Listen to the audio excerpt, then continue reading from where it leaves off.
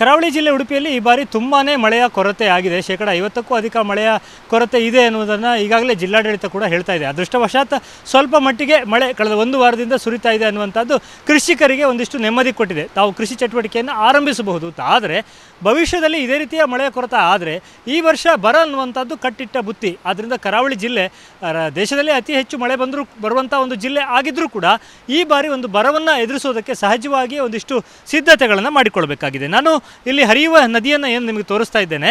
ಉಡುಪಿ ಜಿಲ್ಲೆಯಲ್ಲಿ ಈ ಥರ ಸಮುದ್ರಕ್ಕೆ ಸೇರುವಂಥ ಅನೇಕ ಸಣ್ಣ ಪುಟ್ಟ ತೊರೆಗಳು, ನದಿಗಳು ಇವೆ.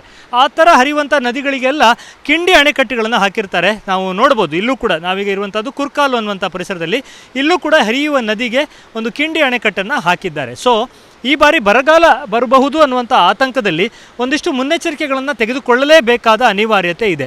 ಈ ರೀತಿಯ ಕಿಂಡಿ ಅಣೆಕಟ್ಟುಗಳಿಗೆ ಉತ್ತಮವಾದ ಮಳೆ ಬಂದ ನಂತರ ಬೇಸಿಗೆ ಅಥವಾ ಚಳಿಗಾಲವನ್ನು ಎದುರುಗೊಳ್ಳುವಂಥ ಸಂದರ್ಭದಲ್ಲಿ ಹಲಗೆಗಳನ್ನು ಹಾಕುತ್ತಾರೆ. ಸುಮಾರು ಉಡುಪಿ ಜಿಲ್ಲೆಯಲ್ಲಿ 1,500ಕ್ಕೂ ಅಧಿಕ ಜಿಲ್ಲಾ ಪಂಚಾಯತ್ ಮತ್ತು ಸಣ್ಣ ನೀರಾವರಿ ಇಲಾಖೆಯ ಅಣೆಕಟ್ಟುಗಳು ಇವೆ.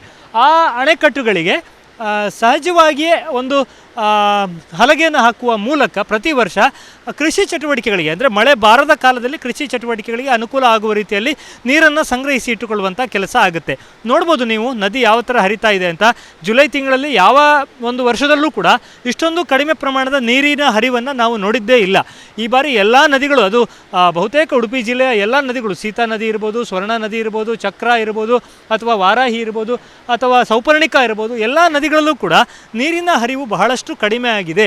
ನೆರೆ ಬರುವಂಥ ಜಾಗದಲ್ಲೆಲ್ಲ ಚಳಿಗಾಲ ಬೇಸಿಗೆಗಾಲದಲ್ಲಿ ಹರಿಯುವ ರೀತಿಯಲ್ಲಿ ನೀರು ಹರಿತಾ ಇದೆ. ಇದು ಭವಿಷ್ಯದಲ್ಲಿ ಒಂದು ಕುಡಿಯುವ ನೀರಿಗೆ ಮತ್ತು ಕೃಷಿ ಚಟುವಟಿಕೆಗಳಿಗೆ ತೊಂದರೆಯನ್ನು ಉಂಟು ಮಾಡಬಹುದು ಅನ್ನುವಂಥದ್ದು. ಸೊ ಆ ದೃಷ್ಟಿಯಿಂದ ಈ ಬಾರಿ ಅವಧಿಗೂ ಮುನ್ನ, ಅಂದರೆ ಜನವರಿವರೆಗೆಲ್ಲ ಕಾಯಬೇಡಿ.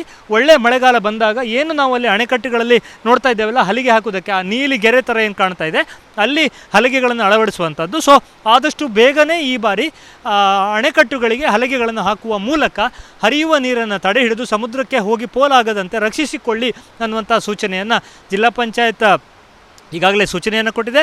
ತಾಲೂಕು ಪಂಚಾಯತ್ಗಳಲ್ಲೂ ಕೂಡ ಈ ಬಗ್ಗೆ ಒಂದು ಚರ್ಚೆ ಕೂಡ ಆಗಿರುವಂಥದ್ದು. ಉಡುಪಿ ಜಿಲ್ಲೆಯಲ್ಲಿ ಬಹಳ ಮುಖ್ಯವಾಗಿ ಇರುವಂಥದ್ದು ಸಮಸ್ಯೆ ಉಪ್ಪು ನೀರಿನದ್ದು. ಸಮುದ್ರದ ನೀರು ವಾಪಸ್ಸು ಬಂದು ನದಿ ನೀರಿಗೆ ಸೇರುವಾಗ ಅದು ಉಪ್ಪು ನೀರಾಗುತ್ತೆ. ಆ ಉಪ್ಪು ನೀರು ಕುಡಿಯುವುದಕ್ಕಾಗಲಿ ಕೃಷಿ ಚಟುವಟಿಕೆಗಾಗಲಿ ಯೋಗ್ಯ ಅಲ್ಲ. ಸೊ ಉಪ್ಪು ನೀರಿಗೆ ಕಿಂಡಿ ಅಣೆಕಟ್ಟುಗಳನ್ನು ಹಾಕಿದ್ದಾರೆ, ಅದಕ್ಕೆ ಹಲಗೆಗಳನ್ನು ಅಳವಡಿಸಿದ್ದಾರೆ. ಆ ಹಲಗೆಗಳನ್ನು ಆದಷ್ಟು ಬೇಗ ಅಳವಡಿಸುವ ಮೂಲಕ ಬರವನ್ನು ಎದುರಿಸುವುದಕ್ಕೆ ಸಿದ್ಧತೆಯನ್ನು ಮಾಡಿಕೊಳ್ಬೇಕು ಅನ್ನುವಂಥ ಸೂಚನೆಯನ್ನು ಈಗಾಗಲೇ ಜಿಲ್ಲಾ ಪಂಚಾಯತ್, ತಾಲೂಕು ಪಂಚಾಯತ್ಗಳಿಗೆ ಕೊಟ್ಟಿರುವಂಥದ್ದು. ಆ ಬಗ್ಗೆ ಸಭೆಗಳಲ್ಲೂ ಕೂಡ ಚರ್ಚೆ ಆಗಿದೆ.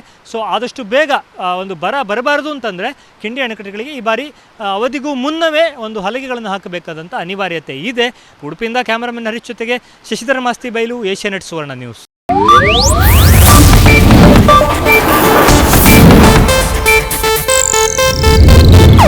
ಇದು ಏಷ್ಯಾನೆಟ್ ನ್ಯೂಸ್ ನೆಟ್ವರ್ಕ್ ಪ್ರಸ್ತುತಿ.